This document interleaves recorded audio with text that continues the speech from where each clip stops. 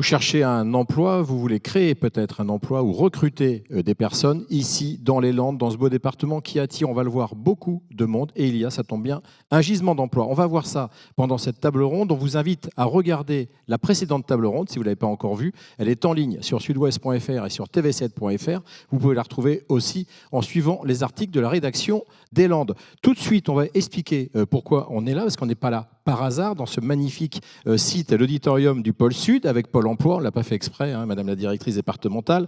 Isabelle Julien-Avrousse, pourquoi on a cette opération ici sur ce territoire ?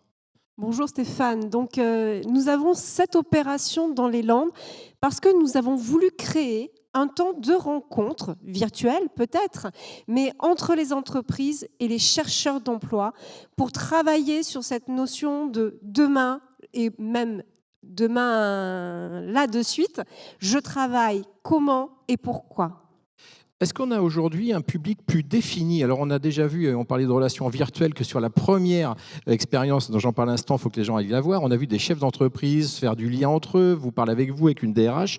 Est-ce qu'aujourd'hui, on peut spécifier vers quel public on s'adresse pour dire vous créez un emploi, vous voulez chercher un emploi vous-même, etc. À qui on s'adresse ici, sur ce territoire ? Alors, nous nous adressons à tous les publics, c'est-à-dire que vous soyez jeune, que vous soyez en plein parcours professionnel ou senior, il y a de l'emploi et il y a des occasions à se créer en allant au plus près des entrepreneurs et des entreprises qui recrutent. Donc, de 16 ans à l'âge qu'il vous plaît, j'ai envie de dire, il y a des opportunités d'emploi. Alors, on a vu que les opportunités, elles sont impactées en ce moment par plein d'évolutions. On a vu ça déjà avec Pierre qui animait brillamment cette première étape qu'on vous invite, je le répète, parce que c'est important de regarder les deux extraits. Mais par contre, ça serait bien qu'on rappelle aussi pourquoi sur ce territoire particulièrement, on a ce gisement et pourquoi on a aujourd'hui ce débat sur ce territoire. Alors, vous connaissez probablement très bien les Landes pour son attrait touristique et évidemment les emplois qui vont avec sur l'hôtellerie-restauration. Sauf qu'il faut savoir que les Landes, c'est 5 secteurs d'activité minimum qui sont représentés, et je dis bien minimum, c'est-à-dire dans l'agroalimentaire, dans l'agriculture, dans le BTP, dans le transport, dans la santé, l'aide à la personne et l'hôtellerie-restauration, on en parlait. Tous ces secteurs, aujourd'hui, se réinventent aussi dans leur manière de travailler et donc recherchent des compétences. Merci Pierre-Vincent, c'est à vous que revient la joie d'animer cette table ronde. On a le menu, on a un chef, on a tous les ingrédients. Bon courage, Merci à plus tard. Stéphane. Effectivement, le travail, une question de sens, une question de carrière. Et si nous venions tels que nous sommes, avec notre enthousiasme, avec notre culture, avec également nos formations, et si nous bousculions le rapport pénibilité-plaisir. Bonjour et bienvenue à tous donc à Saint-Vincent-de-Tyrosse dans les Landes pour ces nouvelles rencontres Sud-Ouest autour de l'emploi avec notre partenaire Pôle emploi, nous venons de le voir.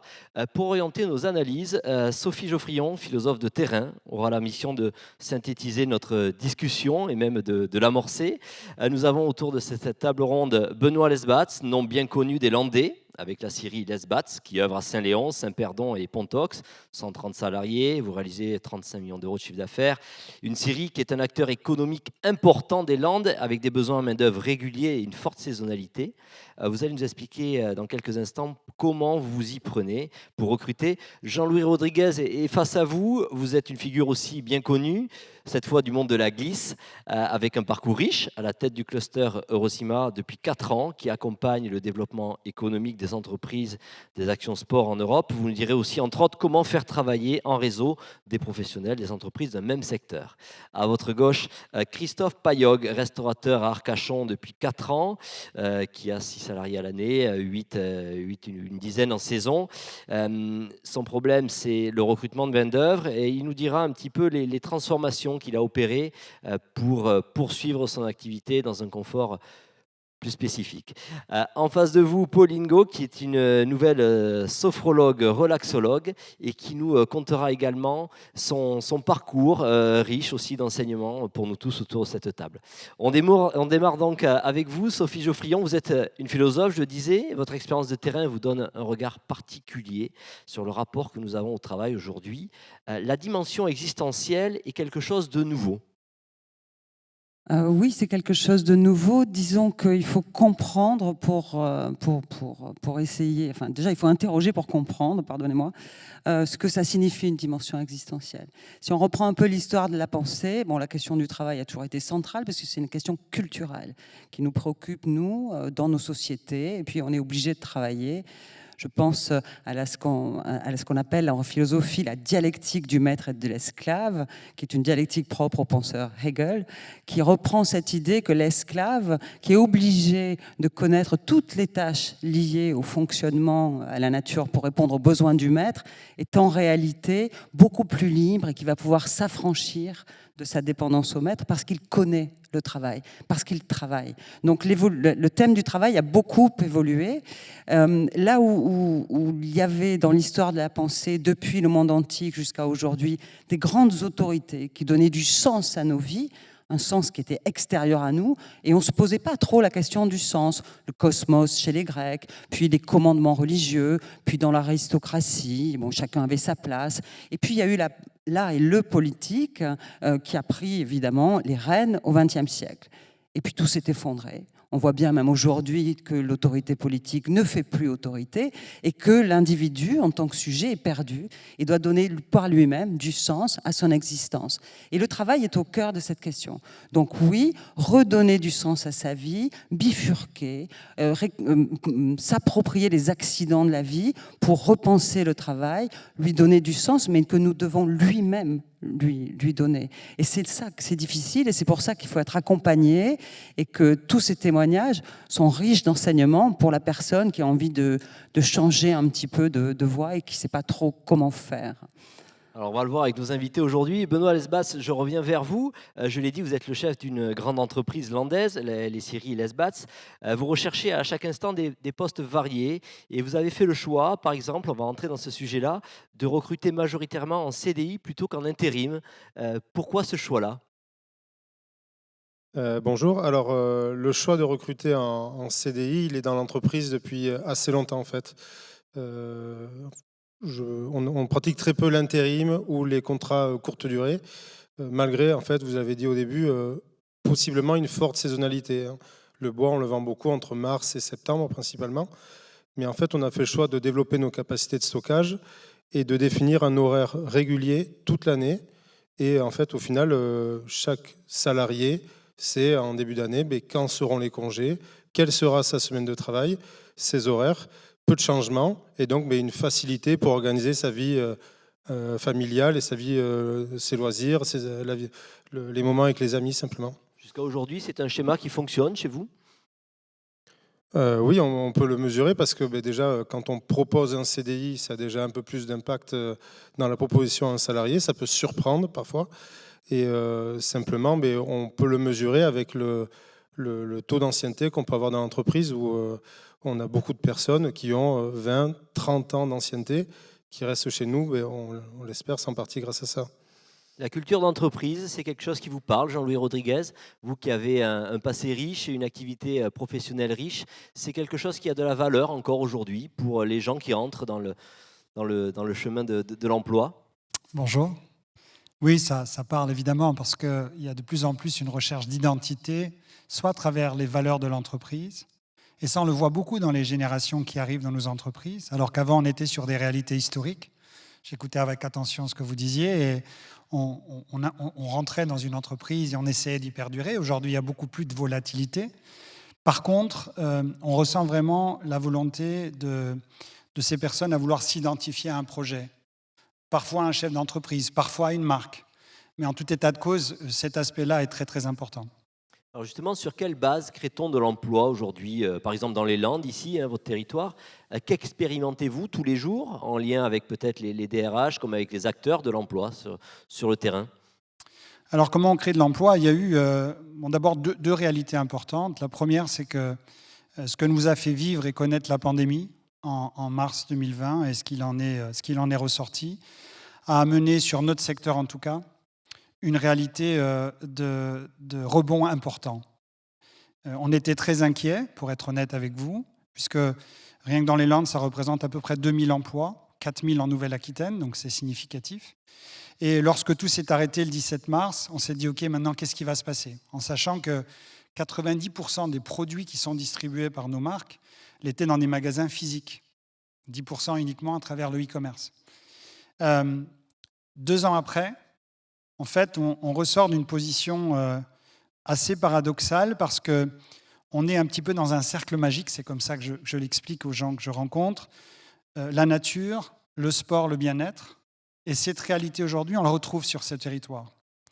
Deuxième chose, c'est qu'on est aussi dans une réalité aujourd'hui à créer des postes qui sont complètement différenciés. Historiquement, on était beaucoup sur la recherche produit, sur la création, le design, la vente. Et aujourd'hui, on est beaucoup sur de la R&D, sur des postes de webmaster, par exemple, sur tout ce qui touche à la digitalisation. Et on a vu cette accélération très importante avec des demandes croissantes des entreprises, mais aussi de la recherche de personnes qui sont à l'extérieur de ce territoire ou de ces métiers et qui veulent venir et s'intéressent à ces métiers. Et de ce fait, quand on arrive à réaliser la juxtaposition des deux, on crée cet emploi. Je partageais avec Isabelle juste avant, on est actuellement sur à peu près 250 créations d'emplois au moment où je vous parle, sur un territoire qui est très proche d'ici. Et d'ailleurs, on a une problématique, c'est qu'on n'arrive pas toujours à trouver les candidats, ou bien on a d'autres problématiques comme où les loger. C'est aussi un des sujets importants. C'est quelque chose, on va y venir avec Christophe Payoc, votre collègue à votre gauche, la problématique de la main-d'œuvre, du logement de cette main-d'œuvre-là. Christophe Payoc, vous êtes restaurateur, on vient de le dire, à Arcachon. Vous n'avez pas de méthode miracle, mais vous avez opéré, vous, dans votre entreprise, un changement radical, l'arrêt d'une de vos activités, celle de traiteur, pour pouvoir créer un logement et répondre à cette pénurie de main-d'œuvre. Est-ce que ça fonctionne? Est-ce que vous avez d'autres idées comme ça? Et jusqu'à quand ça peut durer? Parce que c'est peut-être un secteur qui a souffert plus que d'autres de la crise dont on vient de parler. Bonjour. On ne sait pas jusqu'à quand ça peut durer. Mais effectivement, nous, ce que l'on propose, alors tout le monde a été serveur, étudiant, quand il était étudiant, etc. Et on a beaucoup de candidatures sur ces étudiants qui, l'été, veulent faire ce job. Après, bien entendu, ils ont un parcours différent, des études différentes, mais ceux qui veulent éventuellement rester dans l'hôtellerie, on ne les retrouve pas toujours, en fait, à la fin de leurs études, parce qu'ils ont dévié. Et nous, ce qu'on propose aujourd'hui, en fait, c'est plus cette restauration, ce métier plaisir. Voilà. Pas un métier d'obligation, pas un métier militaire, mais métier plaisir, avec effectivement aussi des projets, des idées, et pour canaliser un petit peu tout ceci, pour essayer d'attirer un petit peu du public et nous, la dynamique, ce qui vient de se passer là pour tout le monde, ce manque de main-d'œuvre, il y a dans notre métier, dans notre profession, du deux poids, deux mesures. C'est-à-dire, vous avez les restaurants moyens, les petits restaurants, les gastronomiques, et après les très gros restaurants. Moi, je crois que dans l'avenir, les très, très gros restaurants, peut-être qu'il serait mieux pour eux de devenir un tout petit peu plus petits, ce qui leur permettra de proposer aux personnes qui viennent travailler avec eux un vrai projet cohérent. Et nous, en fait, dans notre structure que nous avons aujourd'hui, j'avais effectivement, on a démarré avec le restaurant en formule table assise. On faisait aussi des prestations sur des bateaux, avec des accompagnements, des pique-niques, etc. Pour pouvoir proposer ces deux solutions, il faut du personnel. Le personnel, effectivement, ne le trouvant pas, on ne pouvait pas, nous, se multiplier par 2, par 3. Et en fait, l'incidence qui se passe, c'est qu'en fait, la qualité, au bout d'un moment, en fait, elle en prend un coup. Et après ce Covid-là, le métier, pas traiteur, mais cette prestation qu'on pouvait réaliser, en fait, n'a pas repris parce que c'est beaucoup de groupes, des étrangers ou autres. Moi, j'avais un laboratoire, effectivement. Donc, il a fallu faire des choix, c'est ça que voilà. vous êtes en train de nous dire. Et ce laboratoire, je me suis dit, voilà, on a discuté, on s'est pas privé, mais on a mis la priorité sur l'accueil et réception du restaurant. La partie traiteur sur bateau, on l'a arrêté. Et j'ai transformé ce laboratoire en studio qui me permet de loger en fait, les personnes avec nous. Madame Julien Averousse, vous voyez beaucoup de restaurateurs, je suppose, comme et également Monsieur Payog aujourd'hui. Est-ce que ce sont des solutions que vous leur apportez aussi pour pouvoir relancer leur activité, retrouver la main-d'œuvre, en tout cas proposer un logement à cette main-d'œuvre qui se fait très rare? Alors, nous échangeons beaucoup avec les employeurs. La restauration en est un exemple, mais les secteurs dont nous parlons également, justement sur cette capacité à s'adapter et surtout à le faire savoir. Parce que je pense que beaucoup de candidats, de chercheurs d'emploi qui nous écoutent aujourd'hui n'ont pas connaissance de ces évolutions qui ont été apportées au sein des filières. Donc travailler au plus près avec les employeurs, leur apporter ce retour d'expérience et surtout nous-mêmes devenir vecteurs de ce qu'ils mettent en place, c'est un des leviers pour de nouveau attirer de nouveaux candidats parce que ce sont des filières qui offrent des parcours. Et quand je démarre dans la restauration, vous évoquiez le poste de serveur, mais comme vous le dites, le poste de serveur, c'est finalement la première étape pour découvrir plein de métiers au sein de votre filière. La filière du surf, elle est pléthorique. On peut commencer shaper et finir directeur marketing d'une grosse boîte, d'une grande marque du surf. Et du même dans le bois, on peut commencer par le premier poste au sein d'une scierie et puis devenir chef d'atelier. Bref, tous ces éléments, en fait, ce sont des clés aussi pour nous pour faire rêver de métier et faire comprendre qu'on peut aller chercher des valeurs, on peut aller chercher de l'épanouissement. Donc ça passe aussi par là et les initiatives telles que sont portées par ce restaurant sont très importantes pour nous. Faire rêver, c'est aussi l'objectif de certains métiers qui manquent, qui ont peut-être un déficit d'image, comme peut-être le vôtre, Monsieur Lesbas, avec votre scierie. Vous m'avez dit en amont de cette préparation que vous avez souhaité moderniser un petit peu, soigner votre communication, vos méthodes de recrutement. Partagez-nous peut-être 2-3 éléments de cette démarche. En effet, on a cherché à modifier et à moderniser beaucoup d'éléments dans nos établissements. L'image traditionnelle d'une scierie, c'est la personne qui va empiler à la main, qui va avoir beaucoup de tâches répétitives et avec des ports de charge. Et nos métiers, en fait, depuis 20 ans, sur les différents sites de production, se sont énormément modernisés. Et à l'heure où du tout numérique, où tout est disponible, je suis à peu près certain que toutes les personnes autour de la table ne savent pas comment est fabriquée une planche, en fait, et quels sont les process de fabrication. Et souvent, du coup, quand on arrive à organiser une visite avec des personnes qui découvrent nos métiers, il y a vraiment un état de choc en disant mais c'est incroyable comment ça se passe, j'aurais jamais imaginé cette chose-là. Donc nous, on essaie vraiment de moderniser, de casser cette image. L'une des options qu'on va lever un petit peu pour essayer de travailler encore cette image changée, c'est d'organiser des journées portes ouvertes pour venir en fait faire venir les gens chez nous librement avec une visite de nos ateliers, pas forcément dans une logique de recrutement, mais simplement dans une logique de comment nous fabriquons les choses et comment les choses se passent dans nos ateliers, dans nos murs. Donc des méthodes nouvelles de communication, de promotion, de recrutement. À côté de vous, on a un exemple avec Paulingo aujourd'hui. Vous n'avez pas été recruté, vous avez créé votre propre entreprise. Vous avez une activité de sophrologue, réflexologue. Après une enfance sportive et un parcours universitaire en médecine qui a fait naître chez vous un stress insoupçonné, vous avez décidé de vous lancer après le confinement, pendant le confinement, sur votre propre activité pour mettre à plat un peu vos idéaux. Vous en êtes où aujourd'hui, jeune entrepreneuse que vous êtes? Bonjour, aujourd'hui je suis au tout début. J'ai créé mon entreprise en mars. Voilà, les débuts, c'est toujours compliqué. On se lance dans l'inconnu. Nous sommes seuls, forcément, en tant qu'auto-entrepreneur. Mais mon parcours a fait que j'ai fait le choix de devenir mon propre moteur, finalement, d'investir de moi-même. J'ai énormément travaillé en tant que salariée, mais je ne m'y retrouvais pas. Je ne m'y retrouvais plus au bout d'un moment. Je perdais cette valeur de moi, en fait, cette valeur que j'avais à transmettre et à faire tout simplement ce que je souhaitais. Donc voilà, tout mon parcours en est arrivé que je suis devenue sophrorelaxologue. Voilà. Merci beaucoup, Pauline.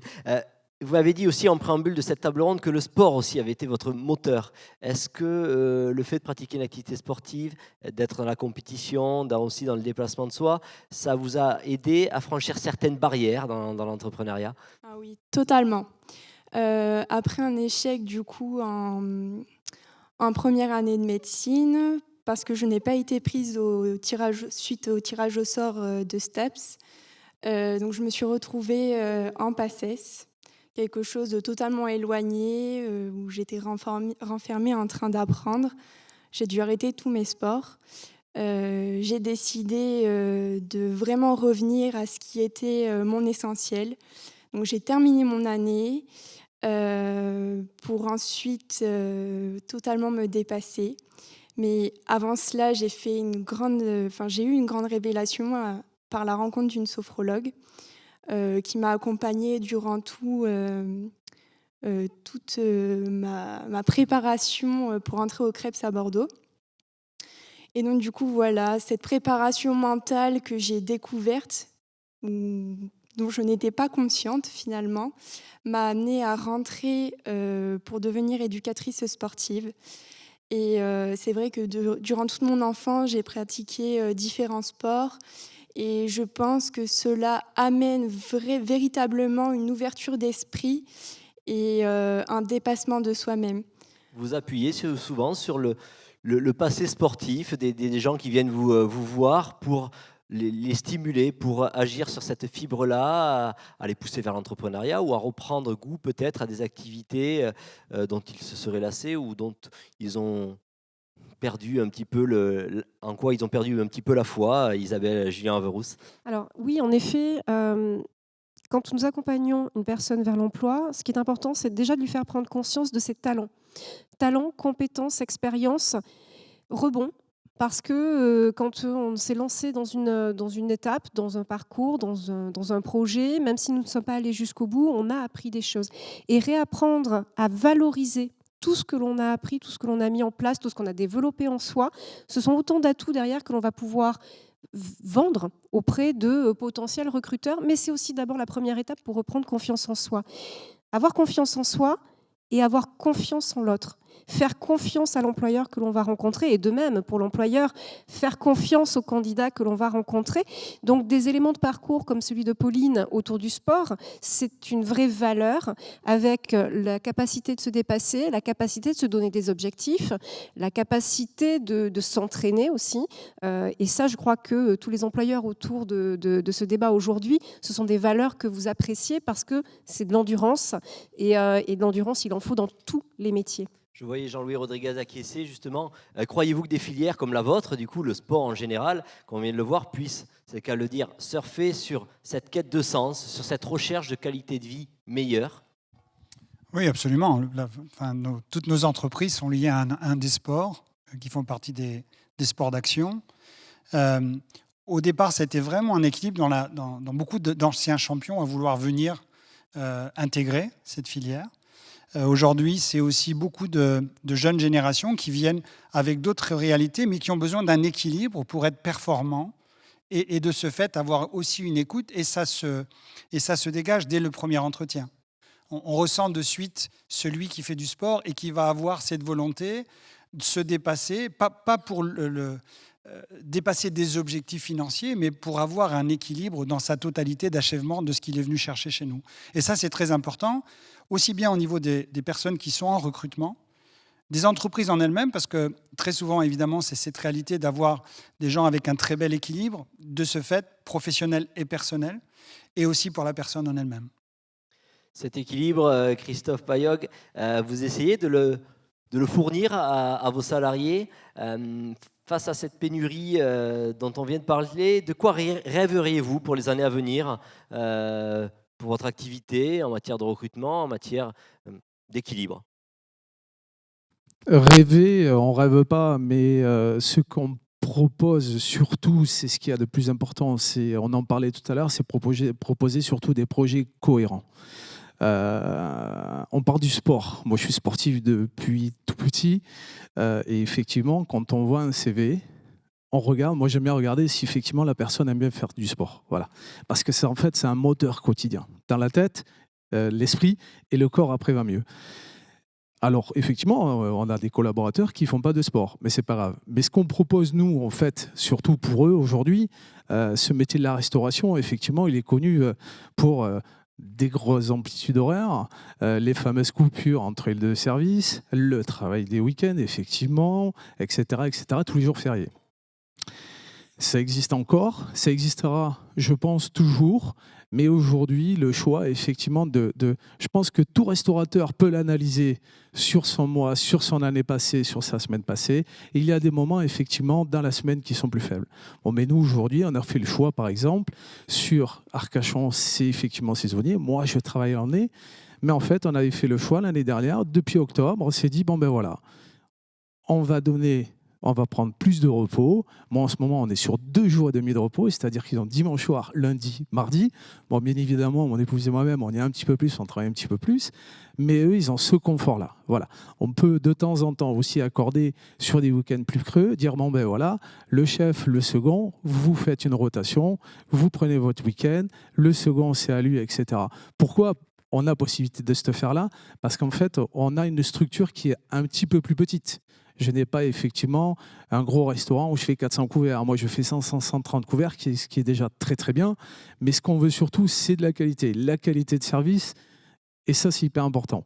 Et donc, du coup, en fait, le bien-être de la personne qui travaille avec nous, c'est le plus important, quoi. Sophie Le Frion, je vais vous laisser peut-être le soin de la synthèse de ces échanges. On a vu le regard de ces recruteurs qui évoluait, qui comprennent de mieux en mieux les attentes des travailleurs aussi également qui ont du mal à faire confiance, mais qui arrivent à se lancer dans l'entreprise. Trouvera-t-on prochainement un point d'équilibre peut-être ?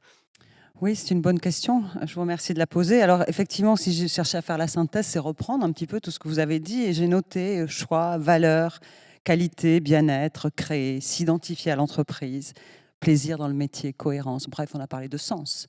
Le sens qui est à la fois la signification que l'on donne à une chose, mais aussi le positionnement, la direction qu'on lui donne, et le sensible. Donc le sensible, on a parlé du corps, effectivement, qui n'est pas du tout à négliger. Le sens du travail, c'est pas quelque chose qui est à l'intérieur de soi, c'est quelque chose qui est à l'extérieur de soi, pour une raison très simple. C'est que c'est la différence entre travailler et œuvrer. C'est-à-dire quand on travaille, et notamment l'ère industrielle et la mécanisation, on fait qu'on peut ne pas se reconnaître dans le produit de son travail. Et on devient comme dans les temps modernes, comme cet homme qui vise des boulons et qui devient fou. En réalité, l'être humain, quand il travaille, a besoin de se reconnaître. Il se reconnaît à l'extérieur, comme dit Hegel, pour marquer du sceau de son intériorité le monde.